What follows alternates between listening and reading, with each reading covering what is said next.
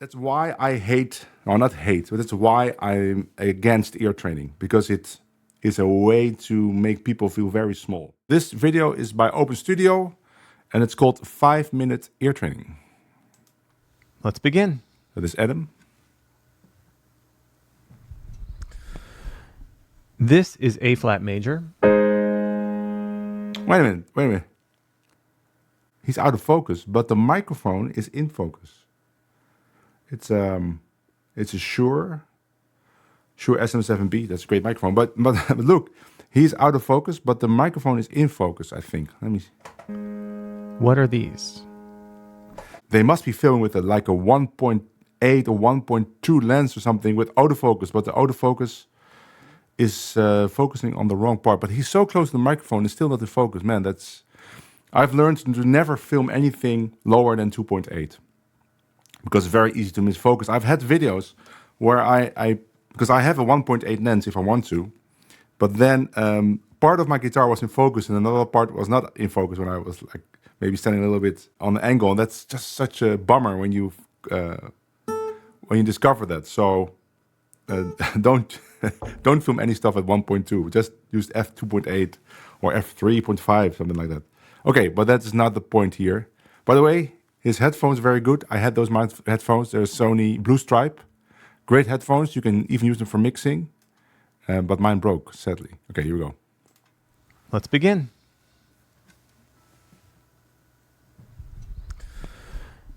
This is A flat major.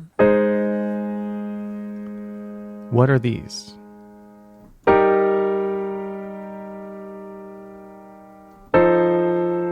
So if I have to hear this is how my ears work. I have perfect pitch from this range to the E, octave up from this one. So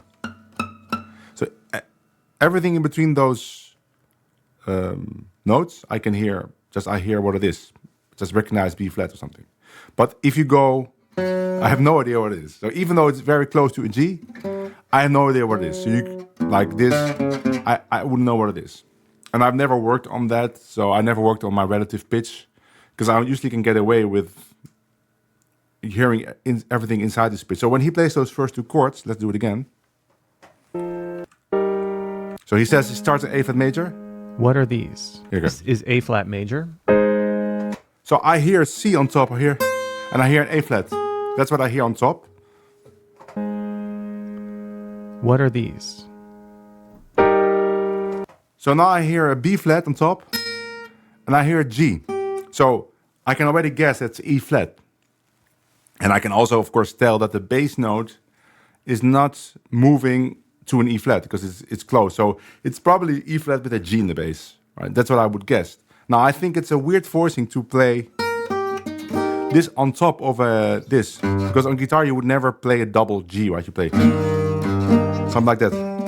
So he's playing A flat. Now, I think this is not very useful to be able to hear, and I will explain why. Let's go to the last chord.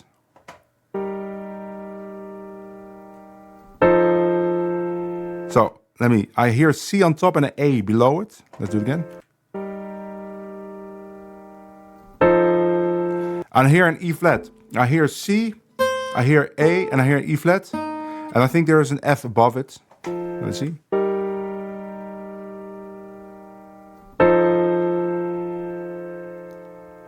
The F is not very loud if he plays it. Yeah. There. I think I hear this. Use your ears, not your instrument, and listen to the root. So it must be an F7. Must be an F7. Let's listen to the bass.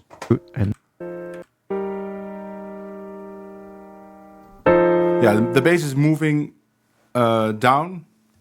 So he's playing cloudy. But so here's the thing, right? I don't hear the chords. What do you call that? I don't hear the chords. I hear notes, and I can guess what the chords are because, well, it's A flat, E flat with a G in the bass, and then it's probably F7. That must be it.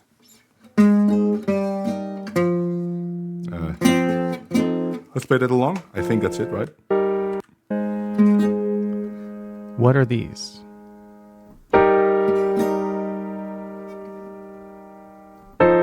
No, it's F7. I hear an E flat. It's F7 for sure. I hear this note. I hear this note there. So it must be F7. Yeah, no, there's an E flat in it. So I don't hear the quality of the chords. I hear just separate notes. And here's my point. Let's say you would hear the quality of the notes. You would be sitting there and you would say, oh, it's A flat, E flat with a G in the bass, F7. When is this progression ever happening in jazz? I'm talking about ear training for jazz, and I'm also assuming they are talking about ear training for jazz, because it's a trend about jazz. When is this progression ever happening in jazz? And even if it's happening, I would be playing something like this. Maybe like... and then maybe... I'll be playing jazz chords. So there is no real point in hearing these chords. And the chords I'm playing are much, much harder to hear. And it's gonna go by fast, because nobody is playing jazz like... it would be something like... and the bass is not doing... Bass is doing... But the bass is playing walking bass notes, and you be playing like... So, that is my point exactly, like what is helpful in hearing this? I'm not sure what would be helpful in hearing this. And even if I would be playing this chord as a rhythm guitar player in gypsy jazz, then it would sound like this. It sounds so different that I think that even a piano player that would be able to hear these chords would not be able to hear it when I play it on rhythm guitar. So let's say the piano player shows up to a jam session and there's a song that goes like that. Two bars, everything. Now, this chord we never play on the rhythm guitar, right? We just play E flat. And we let the bass play a G, so we're playing...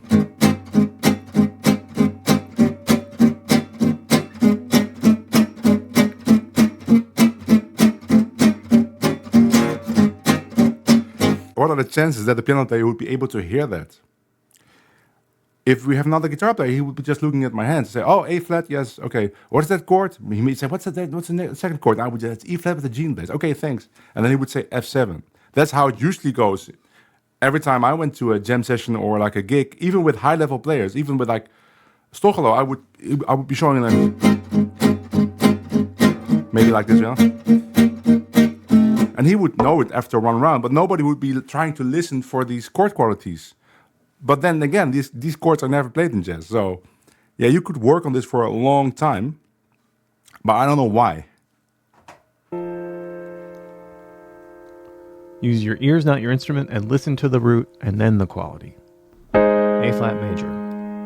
A flat major 7. Sorry. No, I was playing F major. Now I was playing F major 7. What comes after this? Yeah, E flat with the G in bass with a weird voicing because the G is doubled. F7. One more time. A flat major 7. You see, now he's playing A flat major 7. The only reason I'm able to tell is because I hear this G in the middle of the chord. All right, that's why I hear it. So when people will be working with me, they say, oh, this guy has amazing ears. But it's a trick. Because let's say I have A flat on I get a sheet and it says A flat major. It doesn't say A flat major 7, it does say A flat. And the piano player would be playing this particular voicing of A flat major 7. I would be hearing the G and I would immediately know, based on the information I have on my paper, and the G I hear, that is he playing A flat major 7. So let's say I don't want that. And I say, hey man, it's A flat major, try it, it's not the A flat major 7. This piano player would think, wow, this guy has amazing ears. But it's a trick, and that's what I mean. Like a lot of like ear training demonstrations are part of tricks. It's not something that has to do with the music practice.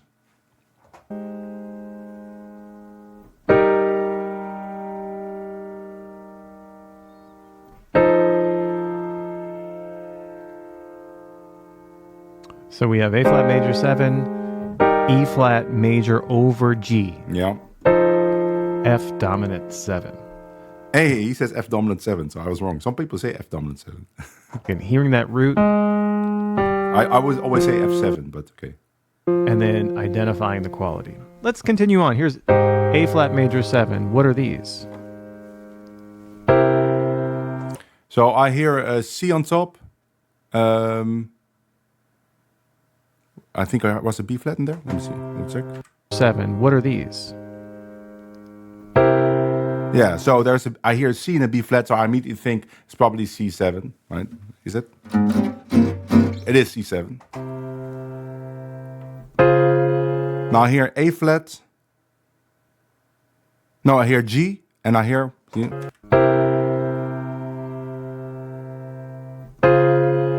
So I think it's probably F minor.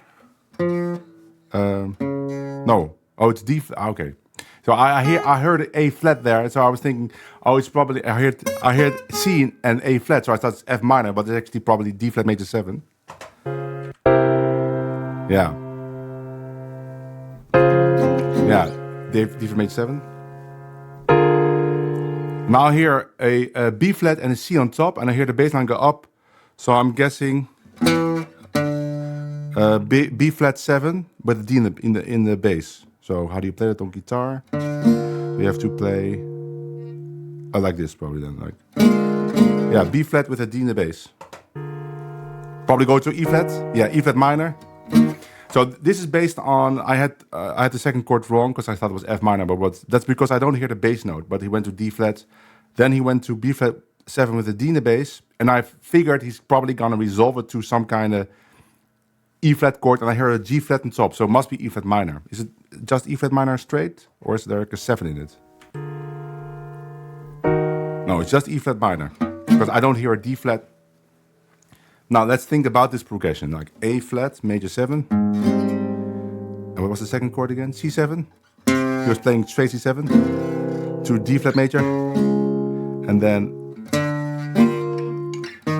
when is this progression ever happening in jazz? I don't know any tune that has these chords. And even if the tune would have these chords, we would not playing it in these voicing. We would be playing, and then we would be playing some kind of.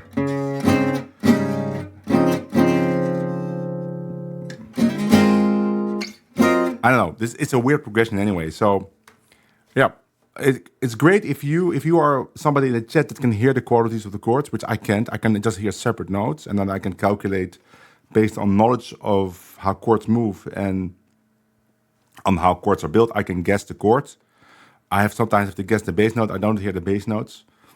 But if you would be in a real life situation, I could just look at the bass player and then see the bass notes because I play bass. But even in a pop song arrangement, yeah, maybe, but they're not playing the chords like this. There would be like a bass playing some kind of rhythm, and the chords would be on a pad or something. It's great if you can hear it, but it's very useless for jazz. And it's useless for gypsy jazz, it's useless for bebop. These progressions are never happening. If we would just be playing like 2-5-1s with like jazz voicings, it would be more useful. Yeah, if you're like dapping is like subbing or something but it has to be pop band because there's no jazz bands playing these voicings, and also not these progressions. And this is a channel about jazz. Again, here's A flat major 7. Listen to the root and then the quality.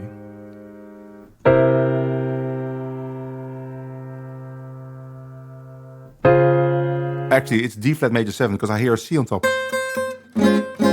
It's D flat major 7. Yeah.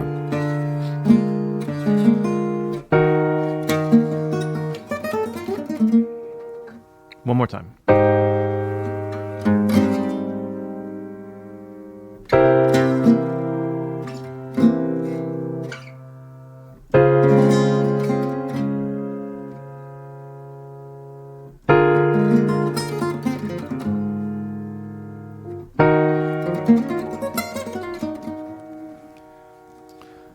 A flat major 7, C7, C7, D flat major 7, D flat major 7, B flat 7 over D, to E flat minor. Right. Cool. Let's do just A flat major triad. Okay. What are these? So that's another, because I hear he's playing a B flat on top, and I hear a G flat. So it must be E flat minor, but I hear the bass note going down. So it must be E flat minor with a G flat in the bass. But that's weird to have two G flat minors. Again, if we would play it on guitar, we were playing, how do you play it on guitar? There's not a double G flat. So he's playing A flat, E flat with in inversion. So here's another thing. Jazz doesn't have many inversions. Doesn't happen that much. Sometimes it does. The reason that it's not happening in jazz is because when you have an inversion in the chord, it's very difficult to put extensions. And jazz gets its sound from the extensions 9, 13, 11.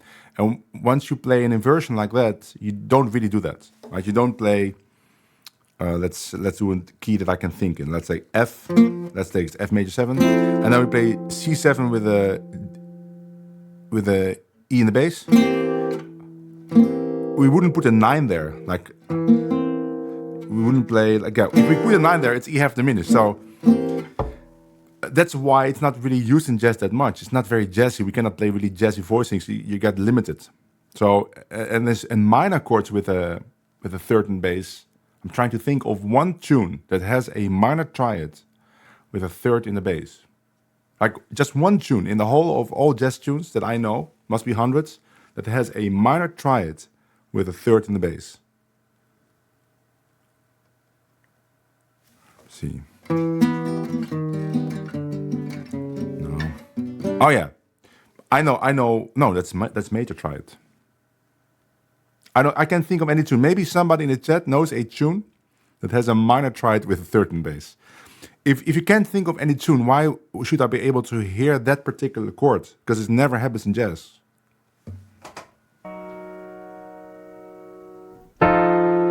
That's a dominant chord, right? I think the bass is going down, probably F7. Then I'm guessing it's F7. It is F7. Tears. Oh, Tears. That's a good one. Let's see. You're right. It has. Very good.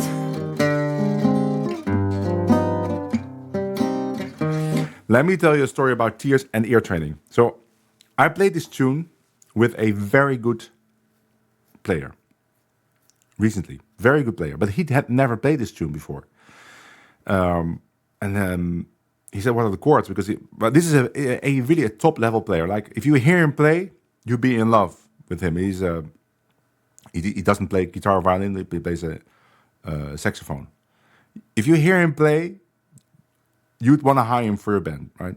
But we played Tears and he couldn't get the chords, which is very logical to me because these chords are super weird. So I had to say like C minor with E flat and bass, or actually I had to say it in another key because of course it's a B flat instrument. And then I said 2-5 to C. Okay, so he got that very quickly. But then we went to C7. So the chords are a C7, F minor, and then it's B diminished, E flat with a B flat and bass, E flat 6, and then it's A diminished, F minor 6 with the A flat and bass, and then it's A flat 7, G7. So let me play it in a tempo so you can hear it.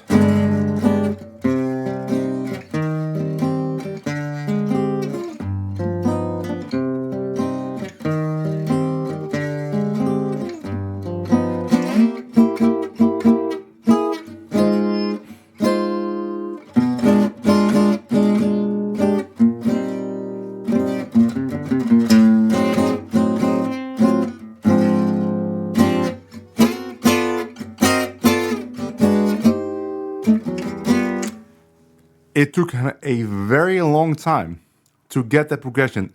And that's not hearing, but me telling him, saying, no, it's C7 to F minor. Okay, he got that. I said B diminished to E flat. He was like, what are those chords? B diminished to E flat. So I'll just think 2-5 to E flat because that's the same thing. And then it's A diminished to F minor with the A flat in the bass. He's like, what the hell is that? What do I play on that? I said, no, I just think... A diminished, you could maybe think D7 to F minor, that's weird, but that works. Or you could maybe think, what else could you think? You could think A half diminished, which is the same as C minor 6. You could think C minor 6 to F minor, that's an option.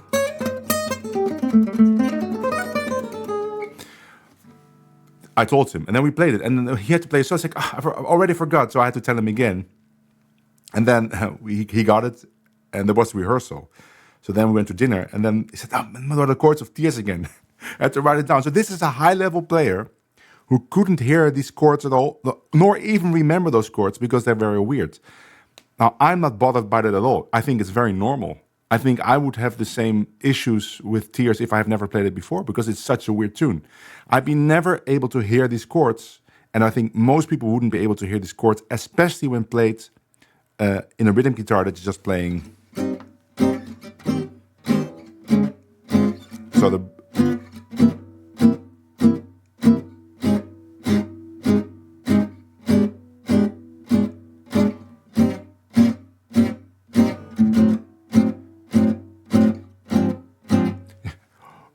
who's gonna hear that? I want to test people that say that they're excellent ears, if they can hear this.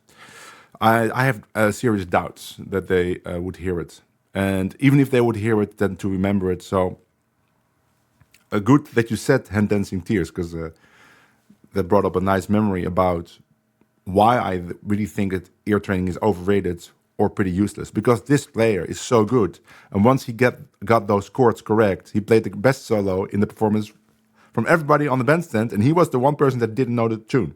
Why? Because he just had the best phrases for all of these chords. F7, we were. So this is wait. So there's a jazz chord finally. So I don't even know the chord, but it sounds like a jazz chord. So there's A flat on top. I hear an F. I hear D flat.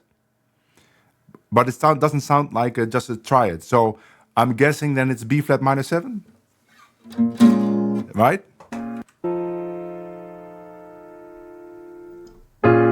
Probably, and it also makes sense after F7. We get B flat minor 7.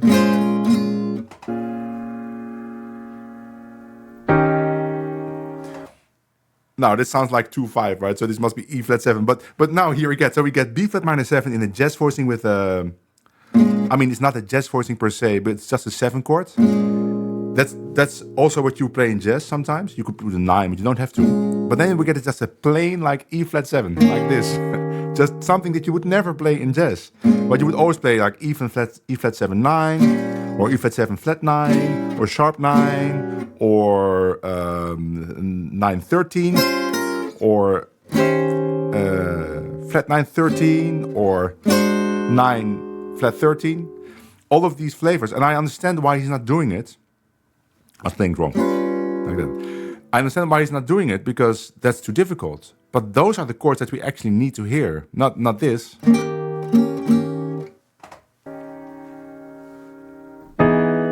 Oh, surprise, so I hear A flat on top.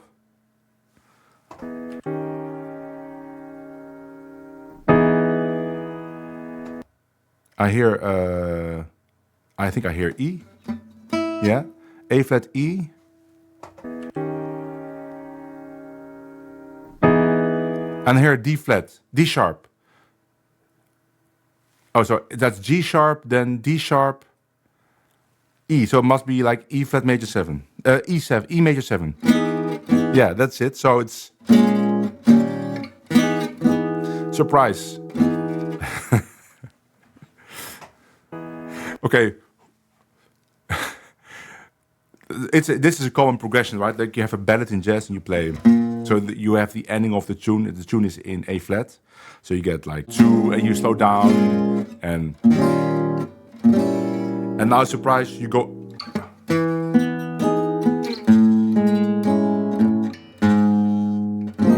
Right, you play E flat 7 to E major 7, A major 7.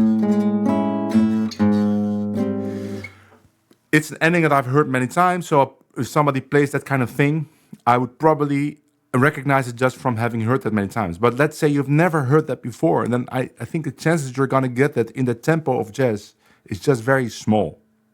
And if I play this ending, let's say it's a jam session or it's a gig, but we didn't rehearse, we're not a band, we're like a pickup band, I would do this. I would look around and say, E major. A major. A flat. I would do that. I would say it. And I've actually encountered many situations where this happened. And not only me, but other people would say those chords. Because nobody's actually expecting all the other band members to hear all of these miraculous things. You cannot expect it from musicians. You want them to sound good. So you're going to say E major so that the saxophone player can play A major. A flat. You want everybody to sound good. You're not going to test anyone. And if you do, you're a jerk. A little bit longer of a cadence. Let's see if we can follow that route. A flat. E flat minor with the G We flat start bass. on A flat major triad here, and after that. Weird voicing for it, but okay. F7. E flat minor 7. E flat 7. E major 7. One more time. A flat major triad. Okay, yeah, we get it. So it's, yeah. No. So the chords would be like, let's say, let's take a jazz, so.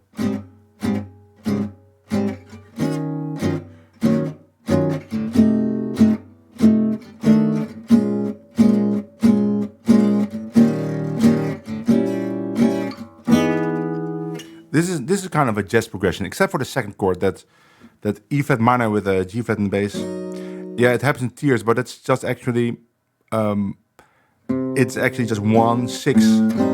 But instead of A half diminished, they do E flat and bass. This is not the same. This is not the same here. This is a functional chord in the sense that it's not an inversion of the one chord. So I think in this case, it's kind of a weird progression, and that would never happen. Or do we have to see it as C half diminished? Maybe that's it. Oh yeah, so it's actually C half diminished. Okay, now we have a jazz progression. Yeah, that's it. But then again, I would never play E flat with a G flat and E flat minor with G flat and bass like that. Well, no, I could do that actually. Yeah, that's jazz. But I would call that chord C half diminished. Let's see, maybe he says C half diminished, but there's no C in it. There's no C here. I don't hear.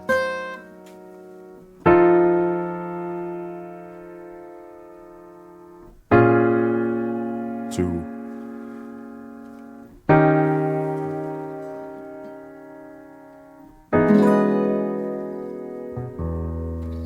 So here we have A flat major, E flat minor over G flat, Yeah. F dominant 7, B flat minor 7, E flat 7, a little 2-5 in the key of E flat, but a false cadence to E major 7. Let's do one more. Okay, last one. Isn't that great? Last one. A flat. A flat major triad.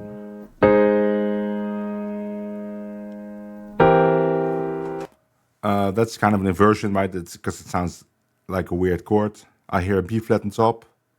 I hear A flat. I'm gonna guess B flat 7 with a D in the bass. No, it isn't. Okay, let's see. No, there's a G. There's no A flat, there's a G. So there's...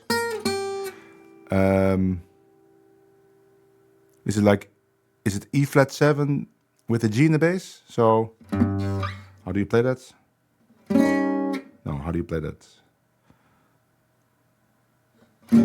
But it isn't. I'm wrong there again. Because I don't hear the bass notes.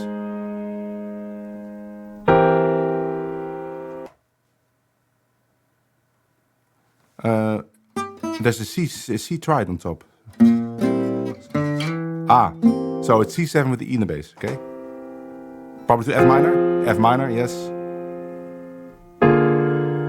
Ah, okay, so he's doing the, yeah. So he's gonna do... So he's doing C7 with the E in the bass to F minor, and then he's doing B flat with D in the bass, probably to E flat minor? No, to E flat major, okay. Yeah. Okay. Okay, so now we have a progression that goes A flat, and then C7 with the B in the bass, to F minor, B flat with the D in the bass, to E flat major, and then A flat 7 with the C in the bass, to D flat major. Now the reason I got it so fast after the C7, and I made many mistakes on C7, is because I understood the trick he was doing. It's a common progression in tango, where you have major chord and resolving up, not a major chord, like a dominant chord with a third in the bass. I actually don't even know how you play it on guitar most of the times, because I never played the chord. Let's see. Yeah, like so you get.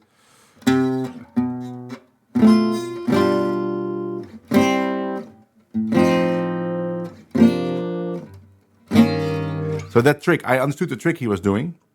So that's why I got it. It had nothing to do with my ears or like my miraculous ears, because I got many mistakes on the C7, because I heard a B flat and I heard a G, but I never guessed it was that chord. One more time here. So A flat. A flat major triad. It's a pattern here. Listen for the pattern. F minor. B flat 7 with D in bass. E flat major. And then A flat 7, D flat major. Yeah. Right? Really great jazz progression, guys. It's also another jazz progression. Again, it's a great progression. Maybe if you're in a gospel band, he even played some kind of gospel chords after it. So it's in that style. This is A flat major, C7 over E. It's this classic shape of E, C, G, B flat. To F minor, B flat over D, same shape. To E flat, A flat 7 over C, same shape. To D flat. Again, a very common. Common where? I don't know any jazz standard that has this. This 5-1 movement, something you hear all the time. That's All it the for today. time? In Until next jazz? time, happy No. practicing. Okay. Let's begin. I wonder why somebody recommended this video. Probably maybe to test my ears or something. But now you've seen in action how my ears work. It's nothing special. It's just I hear notes in a certain range. So melodies are very easy for me to hear, and I can guess a lot of chords, especially if I have some prior information. I can hear the extensions, right? I can always hear when a piano player plays 9 or 13 sharp 11. And it makes it seem like I have very good ears, but it's a parlor trick. I was playing with a very famous Dutch jazz saxophone player last year, Benjamin Herman, really great player. And it was a pickup band, and we had a rehearsal. And I heard these things in the rehearsal, but for him all the songs were new. So I said, no, you're playing F minor, but it's actually this. It's like, oh, okay, thank you, yeah. And then during the concert, he said to the audience, ladies and gentlemen, it was in the Bimhuis, really important venue in the Netherlands. He said, I'm so happy to play with these cats here. And I've never met Christiaan before, but man, I love these kinds of musicians with the big ears. That's what he literally said in the audience. And I have to laugh a little bit and also throw up in my mouth, because I know that what I was doing in the rehearsal, even though it was very useful for that moment, it is a parlor trick. All right, it's not something. I don't hear all these things that people think I hear. It's a parlor trick. But the other side of the coin is that it has never hindered me that I didn't hear any chords, and I transcribed symphonic scores for symphony orchestras. How? By just listening very carefully for notes, very slowly, think about what is logical, and then just write that down. So I think good ears will always be surpassed by knowledge of the style you're playing in, and technique or speed of comprehension. Like if somebody says to you, it's D flat 7, you don't have to think about where it is. You can immediately play it, and you have several options for playing it, and you can ask, like, what kind of B7 do you want? Do you want it like this, right? Or do you want it like this? Or do you want, or just want or do you want B flat sus? That kind of stuff is much more important than you being able to hear these kind of pointless progressions that have no use in jazz.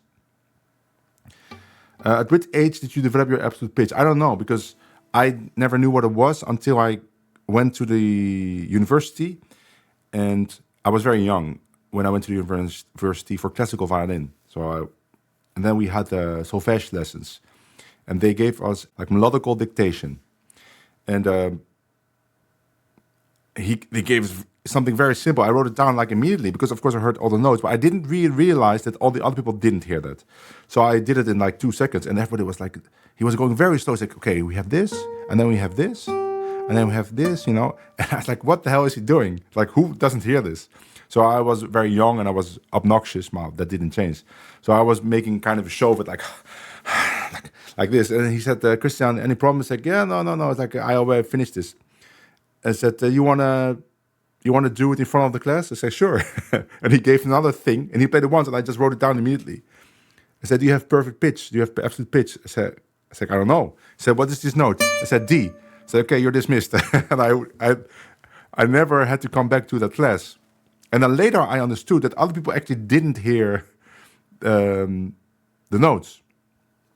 But these were all violin players. So we never played anything below that G. And the G is the lowest note in the violin. So I guess I just memorized the pitches that were part of my violin playing as a child. So when I started playing jazz, of course, I discovered like I didn't hear any of the bass notes, and I couldn't hear any of like the qualities of the chords and stuff. And at first I was bothered by it because everybody made a big deal that it was very important. But then I also discovered that all the people that said that was important, I could out-hear them all. I was much quicker with hearing everything just based on that limited absolute pitch I had. Sometimes also by trying to hear octaves higher and stuff. I was always faster. So I was thinking, you know what? This is like bullshit. Like, why are these people learning it?